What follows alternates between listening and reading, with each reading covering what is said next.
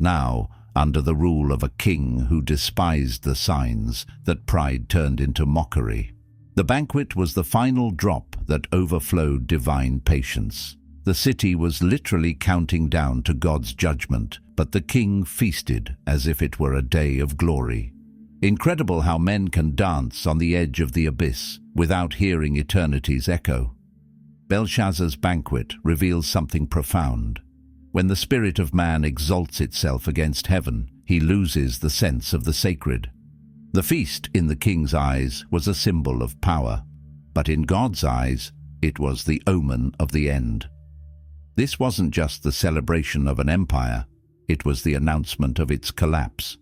And all of it before a God who had already written history and was about to intervene with his own hand. Unquote.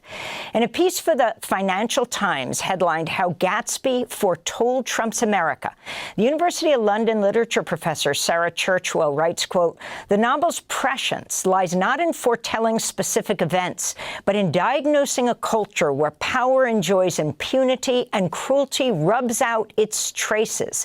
A society run by careless people. The unheeding brutality of so-called world builders has returned most recently in the dark fantasies of Trumpism and in Silicon Valley's fatuous motto, 'Move fast and break things,'" she wrote. For more, we go to downtown Minneapolis, where anti-ICE protesters are gathered after marching through the brutal cold. Hundreds of businesses across the state are closed today in a show of solidarity. And dozens of faith leaders were arrested at the airport today. You can see some of them here let off in zip ties and loaded onto a school bus. They're urging airlines to join the call to end the immigration crackdown. Despite the cold, protests got a little heated at the Whipple Federal Building. On Friday, President Trump held a lavish Great Gatsby Halloween party at Mar-a-Lago just hours before the estimated 42 million people lost SNAP benefits.